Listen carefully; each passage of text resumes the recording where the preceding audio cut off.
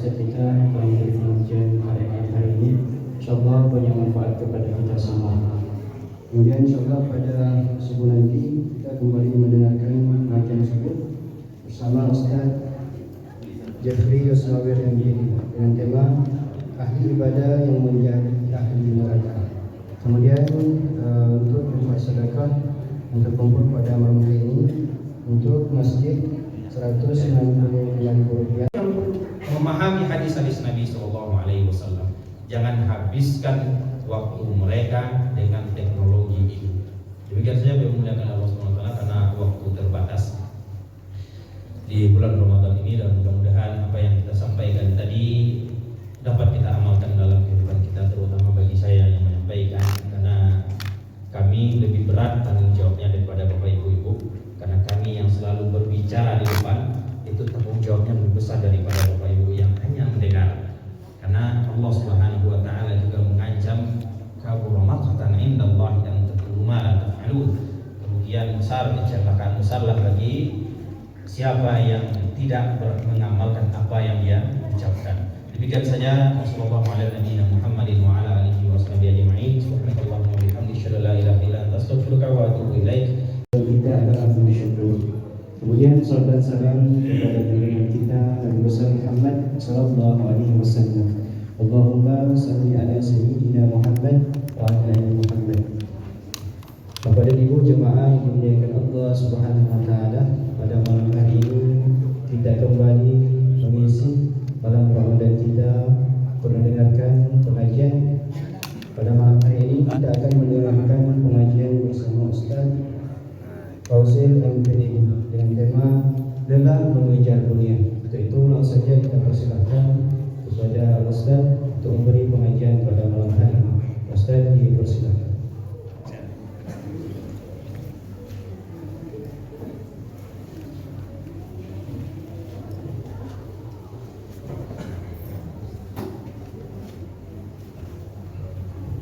Assalamualaikum warahmatullahi wabarakatuh. Waalaikumsalam warahmatullahi wabarakatuh. Innal hamdalillah nahmaduhu wa nasta'inuhu wa nastaghfiruh wa na'udzu billahi min shururi anfusina wa min sayyiati a'malina. May yahdihillahu fala mudilla lahu wa may yudlil fala hadiya lahu. 'Abduhu wa rasuluhu la nabiyya ba'da, amma ba'd.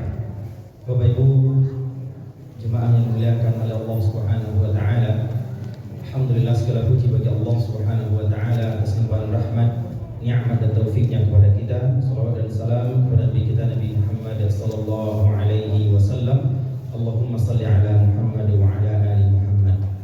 Kaum muslimin sidang jemaah yang dimuliakan oleh Allah Subhanahu wa taala, pada malam hari ini sebelum menunaikan salat tarawih kami menasihatkan diri kami sendiri dengan firman Allah Subhanahu wa taala dan hadis-hadis Nabi sallallahu alaihi wasallam, dan mudah-mudahan juga berfaedah bagi Bapak Ibu yang hadir pada malam hari ini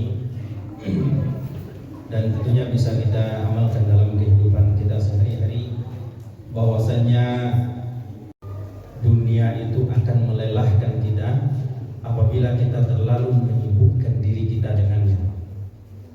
Orang-orang soleh telah memberikan contoh kepada kita bagaimana mereka terasa indah di dalam bermunajat kepada Allah Subhanahu wa taala, terasa gemar mereka di dalam mendermakan harta mereka karena mereka tidak terlalu cinta kepada dunia.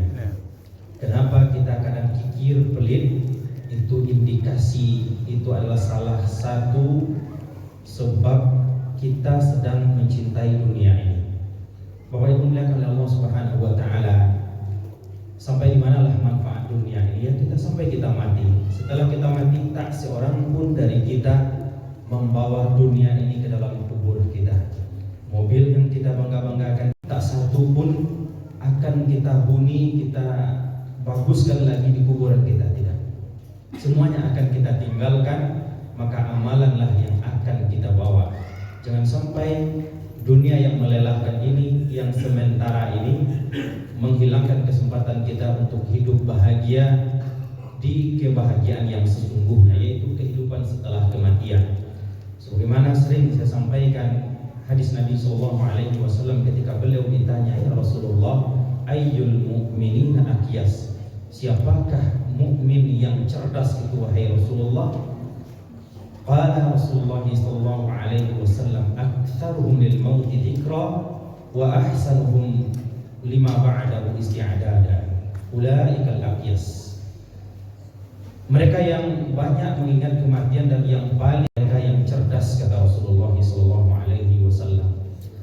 Seberapapun tingginya ilmu kita di dunia, seberapapun hebatnya kita di dunia terkait dengan ilmu dunia, sedikit pun di hadapan Allah nanti tidak akan ditanya. Tetapi jikalau kita tidak tahu tentang syariat, tentang agama, baru dipertanyakan di hadapan Allah Subhanahu wa taala. Jangankan sampai di akhirat kelak, baru di alam barzakh pertanyaan itu sudah muncul. Inilah 3 pertanyaan dasar yang akan ditanyakan oleh malaikat yang akan menanyai di setiap mayat yang masuk ke dalam kubur, ke dalam alam barzakh itu. Marabbu, siapa Rabbmu, wa ma dinuk, dan apa agamamu, wa man nabiyyuk, dan siapa nabimu. Gampang pertanyaan ini? Gampang Pak ya? Di dunia kita bilang gampang, mereka mengatakan aku tidak tahu. Akhirnya kepala mereka dipukul dengan godam, dengan palu yang besar sehingga hancur dulu, memecah kesakitan, sehingga didengar oleh seluruh makhluk yang ada di dunia kecuali jin dan manusia. Kita tidak mendengar bagaimana siksaan orang di dalam kubur, kecuali binatang-binatang itu bisa mendengar. Kita jin dan manusia ditutup oleh Allah Subhanahu wa taala dari barzakh. Yang namanya barzakh itu adalah benteng yang kokoh, benteng atau pembatas. Itu luar biasa Bapak Ibu melihat oleh Allah Subhanahu wa taala. Setelah hancur, kembali utuh tubuhnya, kemudian dipukul lagi. Seperti itulah sampai hari kiamat, sampai hari berlangit. Tidak akan pernah merasa tenang di alam kubur bagi orang-orang yang tidak mengenal Rabbnya, tidak mengenal agamanya, dan tidak mengenal Nabi. Makanya kata Syekh At-Tamimi dalam buku beliau, yajibu alaina ta'allumu 4 masail. Wajib bagi kita untuk mengetahui 4 hal. Al-awwal al-ilmu, yang pertama berilmu. Kita harus berilmu, yaitu tentang ma'rifatullah, mengenal Allah Subhanahu wa taala Rabb kita. Bagaimana kita akan khusyuk di dalam beribadah kepada Allah kalau kita tidak mengenalnya? Bagaimana kita akan bisa bermunajat dengan khusyuk di hadapan Allah Subhanahu wa taala dengan kemudian ma'rifatud dinil Islam, kemudian yang kedua ilmu tentang agama Islam, Al-Quran dan hadis-hadis Nabi SAW. Bagaimana ibadah kita akan benar, bagaimana ibadah kita akan diterima oleh Allah Subhanahu wa taala kalau kita tidak mengetahui ilmunya. Tentang sholat misalnya, Bapak Ibu muliakan Allah Subhanahu wa taala. Makanya kata Umar bin Abdul Aziz rahimahullahu taala, siapa yang beribadah tanpa ilmu, maka yang dia dapatkan kerusakan dari ibadahnya daripada kebaikan mafsadah dari maslahah dari ibadahnya. Banyak yang rusak ibadah. Bulan puasa saja, kita berpuasa, menahan haus, menahan lapar kita, kemudian menahan nafsu kita, menahan diri kita dari yang membatalkan puasa kita. Tetapi lidah kita tidak kita puasakan, mata kita tidak kita puasakan, telinga. Makanya kata sahabat Nabi SAW, seorang sahabat Nabi SAW, jika seseorang berpuasa, falyasum sam'ahu, maka apabila seseorang berpuasa, maka kan puasakan juga telinganya. Wal yasum wa basarahu minal maharim, puasakan juga matanya dari yang haram-haram. Wal yasum lisanahu minal kadhib, puasakan juga lidahnya dari berkata dusta dan berbuat dusta. Nah, ini Bapak Ibu muliakan Allah Subhanahu wa taala, kalau kita tidak belajar sebelum beramal, maka banyak dari amalan kita akan rusak nilainya. Mungkin sah-sah ibadah kita, tapi nilainya berkurang. Kenapa? Karena kita tidak tahu, tidak menyadari bahwasanya kita telah melakukan hal-hal yang merusak ibadah kita. Kemudian yang ketiga, ilmu tentang Nabi kita. Bagaimana perjalanan Nabi SAW, kadang loyo di dalam beribadah, lemah di dalam beribadah. Karena kita jarang mendengar bagaimana Rasulullah SAW perjuangannya di dalam menegakkan agama ini, di dalam beribadah kepada Allah Subhanahu wa taala. Bagaimana perjuangannya jarang kita dengar, jarang kita baca, jarang kita mengetahuinya. Makanya kita lemah. Generasi-generasi kita lemah Kenapa? Karena tidak tahu mereka perjuangan orang-orang yang kuat-kuat, imannya kuat, hatinya kuat. Makanya hari ini kita banyak baper, Bapak Ibu muliakan Allah Subhanahu wa taala.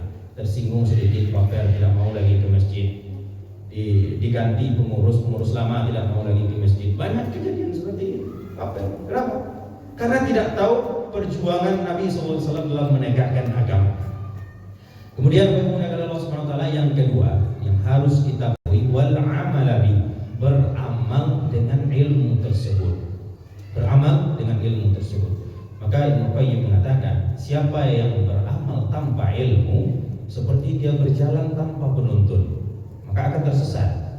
Seseorang berjalan, dia mau pergi ke suatu tempat, dia tidak tahu alamatnya, pasti dia akan tersesat kalau dia tidak mengetahui, kalau dia tidak bertanya kepada orang lain. Begitu juga sebaliknya, Bapak memuliakan Allah Subhanahu wa taala, ilmu segudang pun ilmu kalau tidak diamalkan percuma, tidak ada sedikit pun manfaatnya.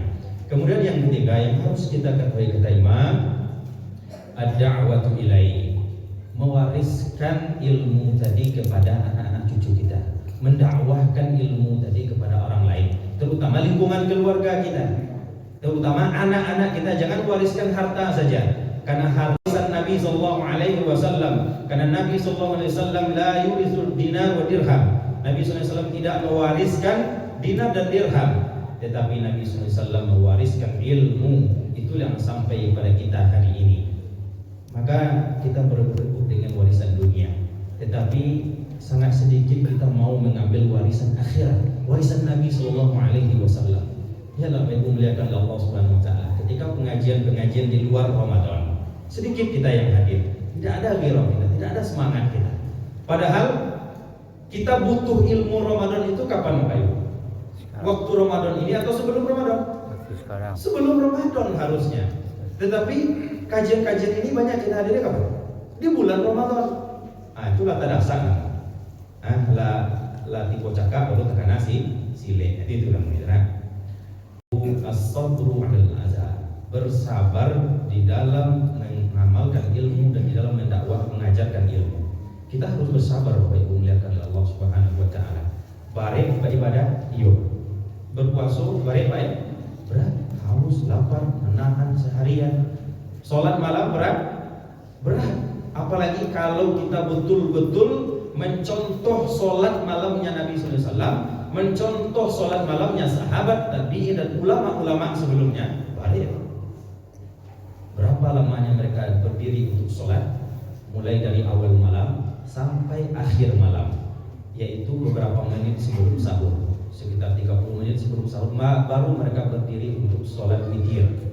Begitulah potret salatnya orang-orang soleh dahulu. Ibnu Mas'ud benar diceritakan oleh sahabat yang lainnya bahwasanya Ibnu Mas'ud berdiri untuk salat, artinya lambat bacaannya, karena ketika itu salat tarawih ini masih dikerjakan sendiri-sendiri di Masjid Nabawi. Karena Nabi SAW di awal-awal dahulu Nabi SAW pernah mengamalkan salat tarawih berjemaah itu sekitar 3 malam. Kemudian malam keempatnya Nabi tidak lagi keluar karena dikhawatirkan oleh Nabi salat tarawih berjemaah itu wajib. Jadi memberatkan sahabat dan memberatkan umat sesudah. Mungkin sahabat tidak berat bagi mereka, tetapi bagi kita berat kalau itu diwajibkan. Maka Nabi tidak keluar lagi. Baru dari zaman Umar bin Khattab sunnah ini dihidupkan kembali. Sunnah ini dihidupkan kembali oleh Umar bin Khattab. Jadi amalan sholat tarawih berjemaah ini adalah amalan Nabi, bukan amalan Umar. Umar hanya menghidupkan yang sudah lama tidak dihidupkan. Karena Nabi SAW, kata beliau, man shala ma'imam, siapa yang sholat tarawih bersama imam hatta yansarif, sampai selesai, sampai salam, yaitu sampai witir, maka dia seperti sholat satu malam suntuk, kasolatul lailati, seperti sholat semalam suntuk pahalanya. Artinya Bapak muliakan oleh Allah Subhanahu wa taala, sholat tarawih berjemaah ini adalah sunnah Nabi SAW dan bukan amalan yang baru yang dibuat oleh Umar bin Khattab, yang oleh sebagian orang itu dianggap amalan Umar. Tidak, Umar hanya menghidupkan amalan Nabi yang pernah ada. Kemudian Bapak muliakan oleh Allah Subhanahu wa taala, dunia adalah salah satu yang ditangisi nanti di akhirat oleh manusia.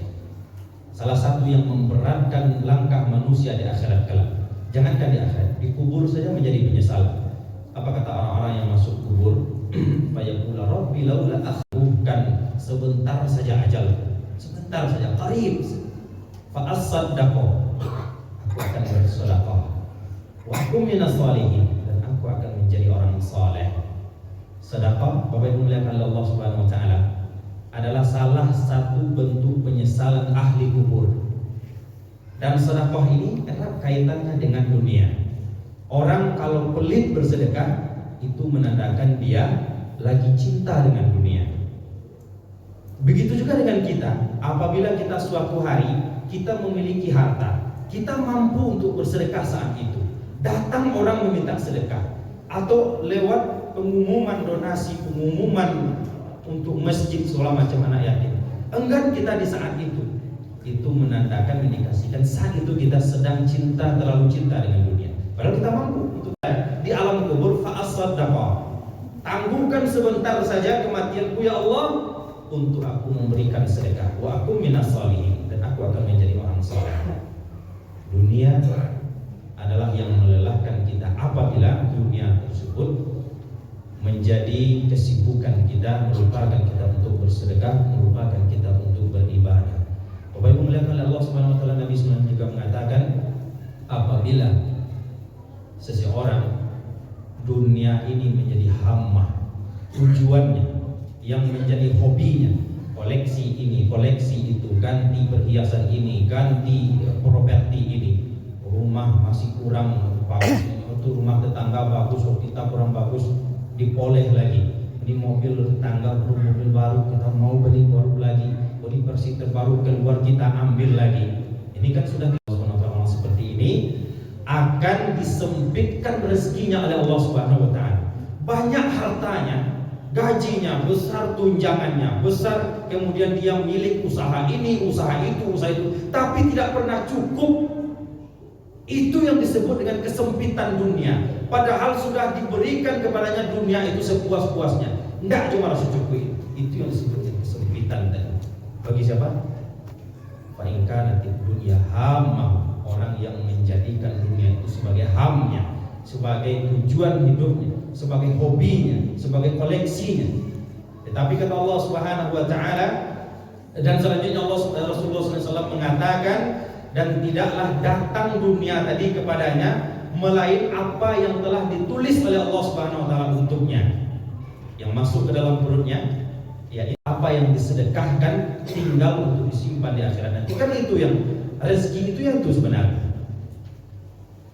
tidak akan habis kalau dimuliakan Allah Subhanahu wa taala. Meskipun kita mengumpulkan di rumah kita makanan yang enak-enak semuanya, yang masuk itu berapa? Sedikit. Ya kan? Leko makan satu, semeja langkok makanan jenisnya satu, dimakan semuanya? Tidak. Tetap takarannya sudah ada. Segitulah rezeki kita. Makanya tidaklah rezeki tadi datang kepadanya, kata Rasulullah SAW, kecuali yang telah ditulis untuknya. Tetapi siapa yang menjadi wa man kana fil akhirati hamma niyan, siapa yang menjadikan akhirat sebagai hammahnya, sebagai tujuan hidupnya, dia melihat di setiap harta yang dia miliki itu ada amal di situ. Di setiap harta yang tersisa dari lalu bagaimana nanti kalau tidak memiliki deposito, tidak memiliki warisan ini, warisan anak saya nanti makan apa? Nah, ini tauhidnya kena ini. Sudah ada rezekinya dijamin oleh Allah Subhanahu wa taala. Selagi dia mengabdi kepada Allah Subhanahu wa taala, selagi dia dibekali dengan ilmu agama, Allah Subhanahu wa taala tidak akan menyia-nyiakannya. Maka dimuliakan oleh Allah Subhanahu wa taala, jangan sampai kita hanya mewariskan ilmu dunia kepada anak dan tidak mewariskan ilmu akhirat. Kalau kita tidak ada bekal untuk membekali anak kita ilmu akhirat, panggil guru ke rumah kita. Kalau tidak memungkinkan untuk di TPA, oh di sini kurang Ustaz. TPA itu kan rame, guru surang, anak 50 orang. Panggil ke rumah kita untuk mengajarkan anak kita ilmu.